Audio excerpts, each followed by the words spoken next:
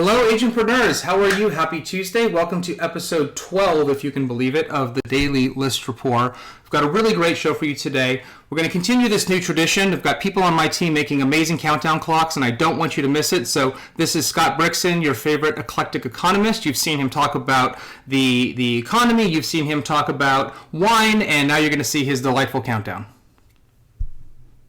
9, 8, 7, 6, 5, faux shizzle, 3, 2, 1, potato. I can't think of a better way to encapsulate the delightful weirdness that is Scott Brixton. And so that's today's countdown. Super excited about today's show. We've got Eric Mitchell. Eric Mitchell is Executive Vice President of Gold Star Mortgage. He's the most connected LO in America. We've known the guy for years, and he's just delightful and tenacious, and he's going to talk about what's going on today from his perspective, and we're going to get into a really fun Q&A. Tomorrow we've got Ryan Tarigna coming back on. Ryan is our Director of Product, and we're going to do a product training. Don't miss that one. And then on Thursday, we've got our old friend Mark Choey. Mark was the founder of Climb in San Francisco, one of the top brokerages in the area, acquired by Realogy, and he's up to some really cool stuff. And he built Climb during the Great Recession, and he's got some great lessons to share. A regular Inman speaker, just a fantastic guy. So as always, we're going to jump into some of the headlines. Not a lot of headlines today. Obviously, the news is moving quickly, but a couple things that we're tracking today. The first one is that PayPal, Square, and QuickBooks Online payroll are now approved to participate in the PPP program. So the $350 billion, which is currently dwindling fast, they are now approved. And so what we've talked about for days are all of the bottlenecks, banks treating this like a traditional sort of credit system, sort of ignoring the fact that a lot of this is meant to be forgiven, and it's created a lot of headaches for everybody. So now we've got some more people online. These are technology companies. Hopefully they do a better job than some of the traditional banks, but we'll see. And so that's happening. The second thing that we're looking at is the IRS has set up a new website. And so this is important for you to send out to your sphere. Anybody in your sphere who qualifies for a stimulus relief check but is not required to file taxes, there's actually a website that they can go to. And so we're actually going to post that link in the comments here. So click on that. Feel free to send out put it on Facebook, send it out in your newsletters. Make sure that they know that there's a way for them, for non-filers, to be able to collect that money. The last thing is some survey work, and really no surprise here. So Pew Research has done a survey looking at the top threats, and no surprise that coronavirus is number one. But what's interesting is that 98% now of Americans think that it's at least a minor threat, but about 80% of that think it's a major threat. So we've talked about this transition of this being sort of a political thing to people understanding that this is an actual crisis, right? And what we're going to talk about today with Eric is some of his perspective on what that means for the economy, for the recession that we're clearly in, and what that means for all of you and what that means for all of us as we continue to sort of push forward here. So, this has been accepted as a real thing, which is fortunate. And what's happening right now at the federal level and at the state level, you see, is a bit of jostling, right? So, there's push from the federal government and the president to open up the country. There's push back from the state level to not do that, or to do it on their own terms. And so we're going to see how that unfolds here over the coming days. So with that, I'm actually going to bring on Eric Mitchell. And Eric is, as I mentioned, a longtime friend. When we started ListReports 5 years ago, I remember hanging out with him at the Irvine Spectrum talking shop, right? This guy is everywhere all the time. He is the most connected loan officer in the country. He's just a great guy. So I'm actually going to bring you on right now, Eric. So why don't you say hi to our agentpreneurs? Hey. Fantastic. Eric, what I'd love for you to do, if you don't mind, because you do this better than I do, is I want people to understand who you are. So why don't you take a minute or two and give a little bit of your background, your bio, so that they understand the perspective that you're coming from as we get into the discussion. Sure. I came into the industry in 1999. I was born and raised in Canada, so if you hear an accent, it comes out when I say things like out and about. You'll hear that I was born and raised in Canada. Came to the United States in 1999, got into banking at that time, had a great run, as we all did, all the way up until the Great Recession. During the Great Recession, I transitioned. I actually ran the short sale joint venture division for Prospect Mortgage at the time. We were the largest joint venture provider in the nation, and I ran all the short sale joint venture division. So that was a very interesting educational transition. I now run Gold Star Mortgages business development. So National Retail. We're a lender. We're licensed in 37 states. We've got 400 employees. So it was interesting a few weeks ago when we had to transition all 400 employees to work from home. We did it in 2 days. Amazing. 2 days, literally 2 days, and it was pretty interesting. So yeah, it's How did you do that though? I mean, I think this is interesting. Just, I mean, how did you do that? I mean, we moved pretty early as well, but how did you get 400 people in this business to work from home? Yeah, I mean, it's understanding technology. So we looked at our industry a few years ago, and we said, as a mortgage industry, we're broken. The whole thing's broken. We've been piecemealing software packages together. Yes. Right? And even when we did an integration with you guys, right? Yeah. Trying to create a platform integration with ListRapport, how do we do that to allow the user to adopt it? And so we built 4 years ago. We built a centralized platform that you're very familiar with. We call it ConnectGS. Yep. So it's a centralized platform that houses 100% of everything that we do. And so transitioning our team to work from home was actually a lot easier than it was for a lot of our competitors because we're in a centralized platform that's web-based. Yeah, it was easier for us than it was for a lot of companies that are not web-based. So I think there's a couple themes in our discussion today, right? One of them clearly is technology. We'll come back to that one in a moment. The other one is about connection, and you're a unique guy in this industry. So you're the most connected LO in America. What does that mean? How did you do that? I mean, like I said, I see your face everywhere, right? So you're doing something right. But how did you do that, and what advice do you have for our agents? Yeah, it's funny. When people describe, you can, by the way, if you're watching this video, you can look me up on LinkedIn, Eric Mitchell, ERICMITCHELL. That's how you did it. That's how you became the most connected guy. It's one of the strategies, understanding social media, understanding Facebook and how to use it.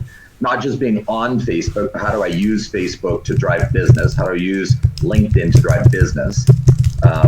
A lot of people just they can't connect the dots as to what that all means. I've had several great coaches and mentors in my life, and one of them a long time ago, 20 years ago, helped me understand the power of a database, right? Everybody always was talking to me, Eric, you need a CRM, you need a database. And I was like, yeah, I get it, but I don't get it. Like, what does that mean? I need a database. And so here's how it was presented to me. As a salesperson, realtor, loan officer, financial planner, doesn't matter. The only asset you have is your database. That's it. There is no other asset. And so the quality of your business, the quality of your life, the quality of the amount of money you're earning is solely based on the quality of that database. Now, how do you use it to drive revenue? How do you use social media to drive revenue?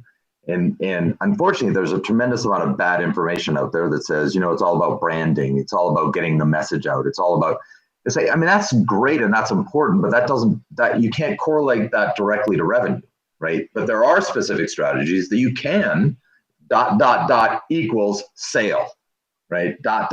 Equals money. And so how do you use that effectively? And so I spent the last 20 years trying to perfect my database, showing others how to perfect their database. How do you use it to generate revenue, generate money? Now with technology the way it is, you can farm your database using third-party AI, artificial intelligence, where you can drive unlimited amounts of business, incredibly inexpensively. And so the challenge is, how do you get people to adopt it? How do you get people to start using a CRM effectively? It's behavior adoption, right? If we've got looked at technology adoption curves, sure, it's hard to get people to adopt things. No, it is, but in many ways, Eric, this just comes back to basics, right? So, I mean, even before the technology, when we talked yesterday in preparation for this call, you asked me a very simple question. You said, how many contacts do you have on your phone? And I don't know, but I guessed. And I said, I probably have around 500. And you said, no, you probably have over 1,000, because all of the rollovers year after year. And I looked, and I did have over 1,000. So what's the lesson there, right, with the average turnover of homes and all of that?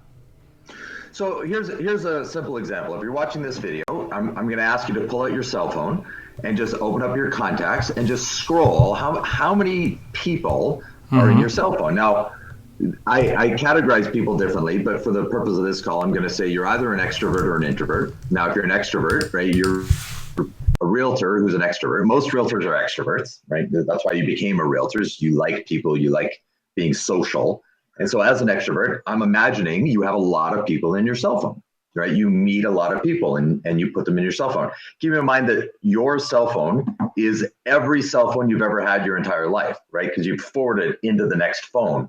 And so this is a lifetime of data entry. And so odds are very good you have more than 1,000 people. So here's a quick example for realtors understanding technology. So according to NAR, National Association of Realtors, and Mortgage Bankers Association, both of their most recent studies came back showing the average homeowner in America now moves every 10 years. Used to be 5 to 7 years. We've become less transient. Now it's 10 years. Okay, so if the average homeowner moves every 10 years, if this is 10 years, that means 10% of any database moves per year. Now it's a gross generalization, but statistically probable. Sure. Okay. And so let's say you have 1,000 people in your phone. Commissions. 8 real estate commissions a month are happening from your cell phone a month. It's not calling you, unless you're doing 8 deals a month, right? In which most realtors obviously aren't. And so, how do I access that information? How do I have that in my database? How do I use artificial intelligence to drive me that information? The moment somebody in my cell phone decides they're going to buy or sell a house, how am I notified? Then what do I do with that information? And so that I'm not using this shotgun approach. I'm using it's more of a sniper approach where it's one person at the moment they decided. I pick up the phone, I call that person, I know that person, they know me, and I'm using a script based on value. Right. So like, Randy, look, you're a great guy. And obviously anybody knows you says that you're a super nice guy and you're easy to get along with. You're very amiable. Right. But I'm not going to do business with you because of that. Right. Gold Star didn't sign up with ListReports because you're a nice guy. We signed up with ListReports because your platform is valuable. Yeah. Right. And so when I hear realtors talking about, well, people do business with me because of me, I already know you're not doing a lot of transactions because there's no way to drive volume that way. Right. What I want to hear is people do business with you because you're valuable. It's a really interesting distinction, Eric. Yeah. And that's where you've got to separate yourself in the marketplace. Say, well, the reason you want to list your own with me is because of my system and my team and my methodology, right? Yeah, I'm a nice guy. Yeah, I'm going to be accessible. Yes, I care about my clients. Of course, all that. That's table stakes, right? I mean, that's a bare minimum just to be in business. That's not a reason a client should list the largest asset in their life with you. That's not a reason why somebody should buy their home with you, right? Every realtor is saying that exact same thing. Why are you different? And it can't. So 2 rules that come with a unique value proposition is it can't be service and it can't be price. Everybody's always talking about service and price. And so you talk about service and price, you're the same as everybody else. That's right. That's right. Think of it this way from a mortgage standpoint. If you're a realtor watching this video and I, as a loan officer, come and do business with you and say, the reason you should use me as your loan officer for your clients is because I'm a really nice guy and I go the extra mile for my clients and here's my cell phone number and I'm always accessible and I got great rates and great service and I've got great communication. If you send me your clients, I'll earn your business for life. Right. Every loan officer in America says that exact same script. And so I listen to loan officers saying that and I'm just saying to myself, oh my goodness, who finds value in that? No one. Right. And so as a realtor, what are you saying when you're on a listing appointment, when you're on a buyer agent appointment? Are you saying that same thing? I'm a great realtor. I got great service. Here's my cell phone number. I really care about Yep, we hear it all the time, right? I'm going to find you the best home and do open houses for you. And, you know, if you list your home with me, I'll earn your business for life. Like, it's the same. It's the same nonsense, right? And so we all got to break out of that and say, look, it isn't about me. It's about my system and my team and what that does for you and why that's valuable for you. And Eric, you know, what we've talked about, you know, on the show quite a bit is that now for most agents is a unique time to learn those tools, to adopt those technologies, right? So what is your message to the agents right now who don't have these systems set up or who may have systems that they put together over the years that need to be improved because things move quickly? Sure. Oh my God, technology moves very quickly. I mean, it's painful. And anybody who says adopting technology is not painful, right? I mean, that's just a silly statement. That's right. I mean, Adopt every time I have to. Every 3 years, I get a new cell phone, whether I need one or not. I get a new cell phone every 3 years. Every time I get a new cell phone, I hate it. I dread it. Right? I need to upgrade my phone. I get it, but I don't enjoy the process. I have to reset all my passwords. I have to reset all my apps. I have to relog into everything. I don't enjoy it, and I don't think anybody does. The choice, though, has been removed. We don't get to choose whether we're going to adopt technology anymore. That's no longer a decision. That's right. You're going to adopt technology, or you're going to become irrelevant. That's your choice. And so there's also some misinformation about this. And so here's a statement that I'll make that I believe in. I stand behind. Technology is never going to replace realtors or loan officers. Mm-hmm. Let me say that clearly. Technology will never, ever replace realtors and loan officers. However, loan officers and realtors who adopt technology at a very high level will replace loan officers and realtors who don't. That's a great way to put it. That's the reality we got to deal with. It's not that technology will replace me, but if I don't adopt technology, the people in my competition will replace me. So, but Eric, it's, so if you're talking to your agent partners, where do they start, right? People are all over the spectrum, and when we say adopt technology, you're absolutely right. And then people sit back and they say, but there's so much technology. Where do I start? Where should they start? So the very first thing is understand the difference between hardware and software. Let's start there. Mm-hmm. Understanding the difference between an operating system and an application. Right? Mm-hmm. There's some basic fundamentals we're going to start with. So I was on a Zoom meeting. Right? Obviously, a lot of us are using mm-hmm. Zoom and GoToMeeting and stuff like that. And so I was on a Zoom meeting, and I was talking to a loan officer who wanted to come work at Gold Star. And I said, hey, can you turn your camera on? And his response was, well, I don't have a camera on my computer. Right. I'm like, okay, look, they haven't made a laptop in over 5 years that doesn't have a camera on it. Like, what do you mean you don't have a camera? It's like, well, I guess I don't have a camera. It's like, yeah, you can't, I'm out.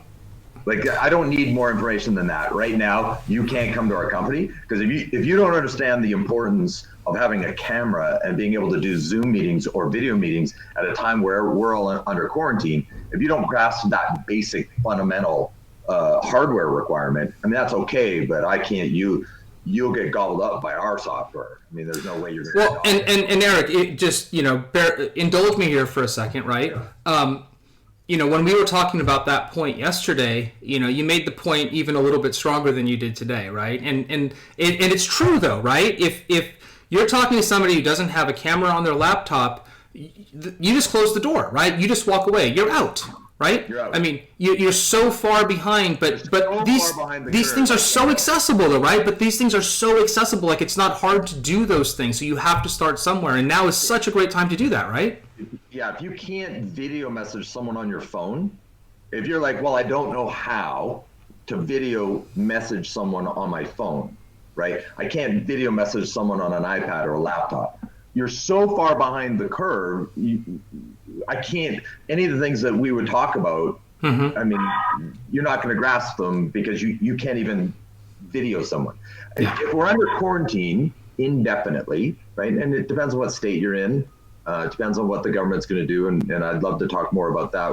My opinions as to the impact of all of that. But odds are good it's going to happen again. Odds mm-hmm. are good we're going to have this isn't going to be the last yep. time we're going to have to learn how to video conference. And so I'm going to say you yep. absolutely want to figure out how to video conference people, right? Clients, listings, buyers, vendor partners, whoever. You've got to get on video. Everybody. So everybody, right? And yeah. So that's a hardware requirement. And if you're saying, well, mm-hmm. my clients, no, like, look, this isn't a debate. I'm not, it's not up for discussion whether you should or should not video people, right? Like, you have to. How would you sell a house without video? Mm-hmm. That's a silly conversation. And so, okay, let's assume that you understand video. And somebody says, well, what's the first thing I should do? The very first thing you need to do is choose a CRM. Yeah. You cannot function without a CRM. If you're trying to run your sales business without a web-based CRM, right? You're logging into your account, you're logging into your CRM on the internet. If it's not web-based, it's no good. And it's got to be specifically designed for your industry. Don't try and become a programmer, right? There are many providers of CRM specifically for realtors, specifically for mortgage. Go to those providers, create a list, and get to a choice. Don't get stuck in analysis paralysis, right? Pick one, go with one. Absolutely. They're good enough. Yes. So pick your CRM and then start learning it. Start watching the training tutorials. Start watching the videos. You've got the time right now. If you don't come out of this being a CRM expert, right, you wasted your time. Yeah, and that's the mindset that we've been talking a lot about, is that mindset of saying, I'm going to come out of this better than I entered it, right? And to use this time wisely. So let's transition though, Eric. Let's transition into what you just touched on, which is, we've got a lot of agents out there who are confused themselves like we are, and who have a lot of buyers and sellers, right, who were ready to go a month and a half ago and now don't know what to do. So, from your vantage point as a lender, talk about sort of how you see the world right now and what you see coming. Yeah. So if I'm a realtor, there's two kinds of transactions that I'm trying to do, right? I'm either trying to help buyers or I'm trying to help sellers. And so if I'm trying to help buyers, the message that knowing what I know about what's coming, what I'm trying to help buyers understand is the qualifications to get a mortgage, to get financing, are shrinking by the day. Yes. Andy, I'm telling you, by the day, there's a new announcement, new guidelines, new restrictions, new overlays. Every single day, that box is shrinking. And so the faster you get pre-approved, the faster you get out there into the marketplace, right? And right now, there's not as many buyers, right? So you might even get a deal right now. Whereas when we all come out of quarantine, right, there's going to be a lot of people looking at real estate at that time, right? Because there's this pent up demand at that point. And so right now, today, if I'm a buyer, get out there and start looking, get approved, get your documentation in line and get out there and start looking. Now, when I say get out there, I mean, get with a realtor who understands video and can show you video of listings. All listing agents right now have massive amounts of videos on the homes online. Right? There's no listing agent right now who's listing a home that doesn't have video of the home. And it's not just photographs anymore. There's actual video. And so you can narrow your search. You can set up a listing appointment if you're really that interested and approved. Listing agents can get a quarantine listing appointment for you, where you've got booties and gloves and masks, and you go into the house, in a very controlled manner. But definitely get out there right now, because you may or may not qualify a month or 2 months or 3 months from now. None of us know. What I can promise you is that box is going to continue to shrink. We're not at the bottom. It's going to continue to shrink. Right. So that's what I would say to buyers.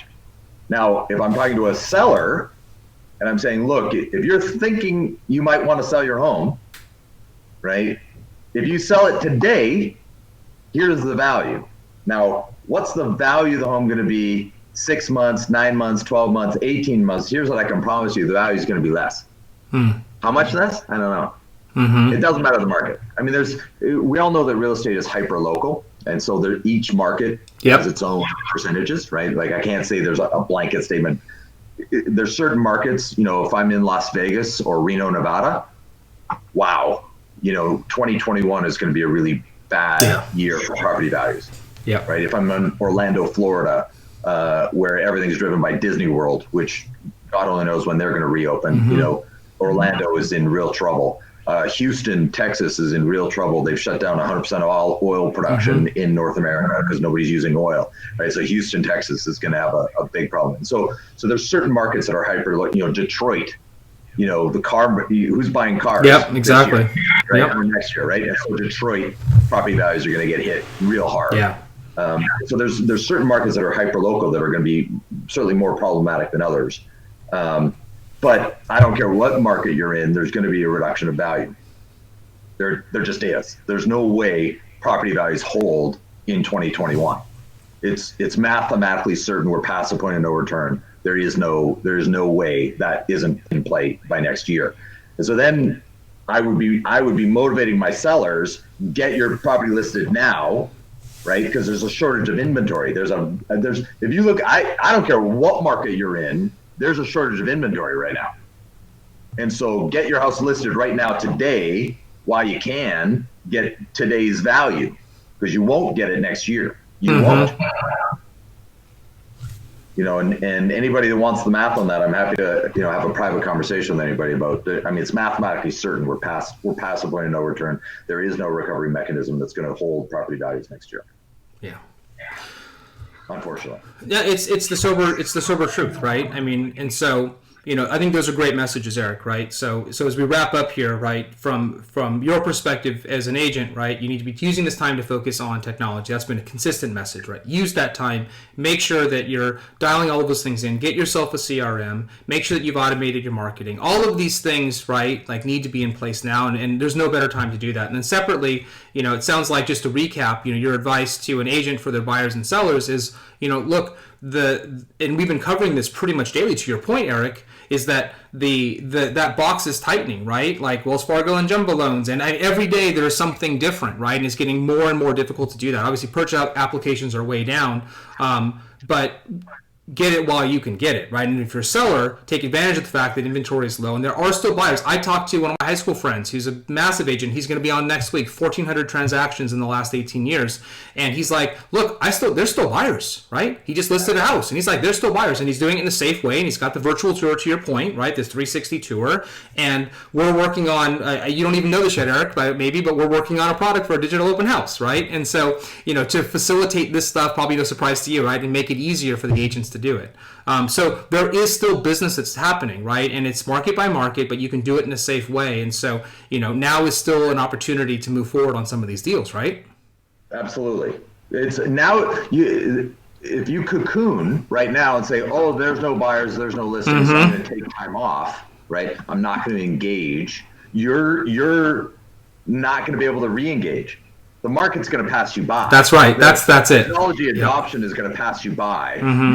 6 months from now, you're going to be that agent saying, "Yeah, I used to be in real estate. It's a tough gig. I was successful, but the market changed, and therefore I'm now an engineer. I'm now, you're going to have to change careers. Right. Something else at a very fast pace, at a very high level. If you're not adopting technology, you won't make it. Yeah. You just won't. Absolutely. Eric, did I miss anything? Is there anything else you want to talk to our agents about? You've got the bully pulpit right now. No, what I would say, just realtors, just focus on the fact that there are buyers, there are sellers, there are people that want to buy houses, there are people that want to sell houses. Use technology in such a way, and if anybody on this call who wants to reach out to me, find me on LinkedIn. All my contact information is there. I'm happy to have a private conversation with you. But there are buyers and sellers. You've just got to use technology in such a way so that you're able to find them faster and easier, instead of shotgun approach. But like I said, there's 8 people every single month just in your cell phone. Right on your cell phone. Your cell phone.